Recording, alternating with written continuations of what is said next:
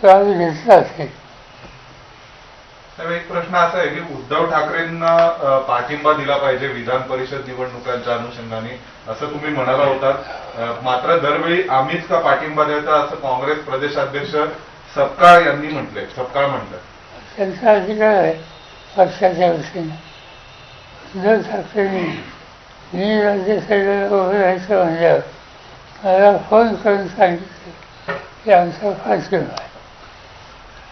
त्यामुळे मला असं वाटतं की त्यांनी आपण म्हणून आम्हाला पाठिंबा दिला आणि सरकारने दिली, त्यामुळे आपण इथे दाखवा. दरवेळी काँग्रेसकडून असं होतं, म्हणजे महाविकास आघाडी म्हणून तुम्ही आता पण भूमिका घेतली बारामतीच्या निवडणुकीत की आम्ही उमेदवार देणार नाही, बिनविरोध व्हावा असं सुप्रियाताई अनेकदा म्हणाल्या, पण काँग्रेस उमेदवार देते. आता उद्धव ठाकरेंच्या वेळी सुद्धा बिनविरोधाची अपेक्षा म्हणजे विधान परिषद त्यांना पाठिंबा द्यावा, पण काँग्रेस म्हणते आम्ही दरवेळी पाठिंबा का देऊ. तर काँग्रेस कायम महाविकास आघाडीच्या विपरीत भूमिका का घेते. असं की एखाद्या मतदारसंघात एखाद्या मोठ्या राष्ट्रीय पक्षाने एक भूमिका घेतली तेव्हा काही राष्ट्रीय इशू नाही, राज्याचा इशू नाही. ठीक आहे, त्यांना असं वाटतं त्यांची परिस्थिती बघून त्यांनी निर्णय घेतला. साहेब, विलिनीकरणाच्या संदर्भामध्ये वारंवार चर्चा होते. काय पक्षांतर्गत यापूर्वी काय चर्चा झाली होती का आणि आता स्टेटस काय आहे. असे आमच्या वतीने विलिनीकरणाची चर्चा जयंत पाटील आणि अजित पवार हे करत होते.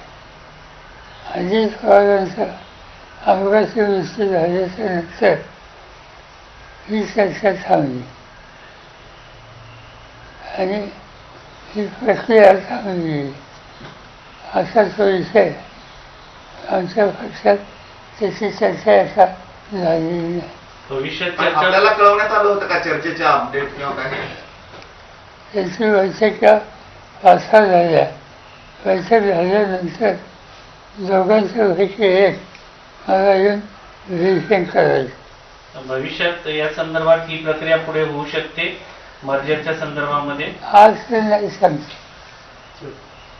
त्याच्यामध्ये अजित पवारांचा जो दृष्टिकोन आणि आग्रह हा आमच्या लोकांना समाधान देणारा तेच कंटिन्यू ते गेल्यामुळे राहिलेले नाही.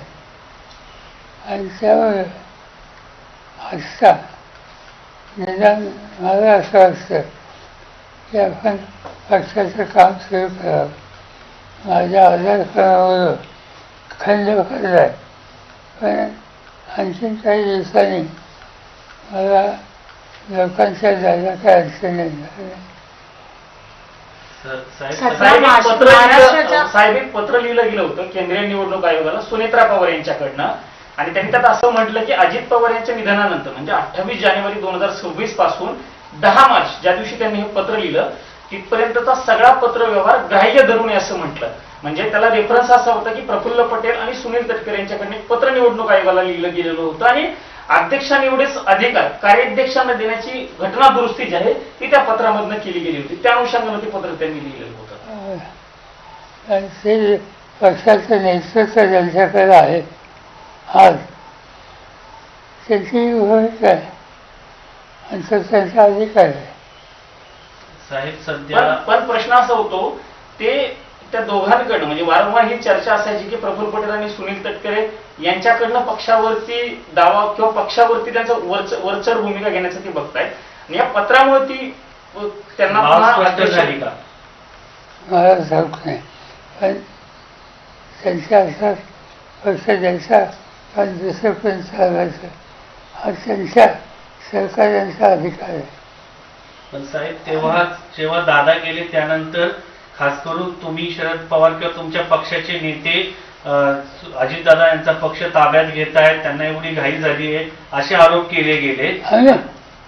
समोरून आरोप झाले तुमच्यावरती की तुमचा पक्ष त्यांचा पक्ष टेक ओव्हर करतोय किंवा हातात घेतोय, पण वास्तविकता समोर आल्यानंतर असं दिसलं की सुनील तटकरे प्रफुल्ल पटेल यांनीच पक्षामध्ये काही अधिकार स्वतःकडे मिळावे यासाठी प्रयत्न झाले होते. आणि तसं पत्र केंद्रीय निवडणूक आयोगाला दिलं. त्या पक्षामध्ये अधिकार ताब्यात घेणं आणि आम्ही त्याचा कधीचाही संबंध नाही.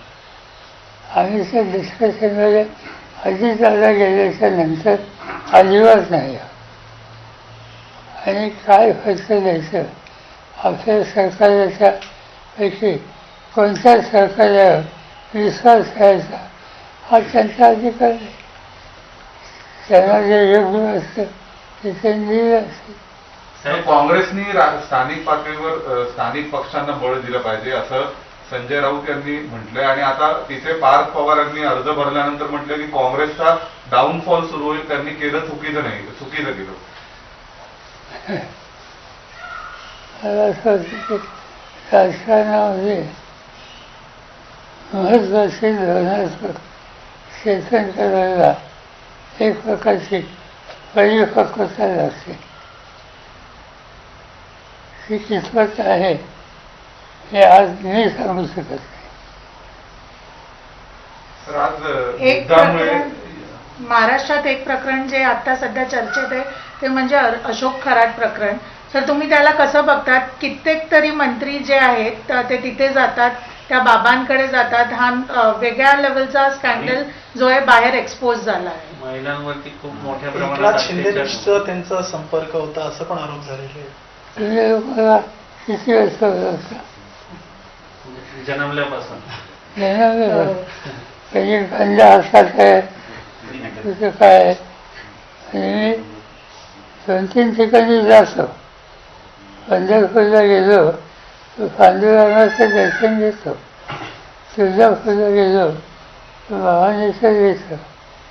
किंवा माझं काही महत्त्वाची योजना असेल, निवडणूक असेल तर कन्हेरी नावाचं गाव आहे, ते माझं गाव आहे. तिथे मारुतीच्या मंदिरात जातो. पण 2-4 वर्षात एकदा. आणि जे करतो त्याची जाहिरात करत नाही. हा व्यक्तिगत प्रश्न. आज महाराष्ट्रामध्ये चिंता वाचावी असं चित्र आहे.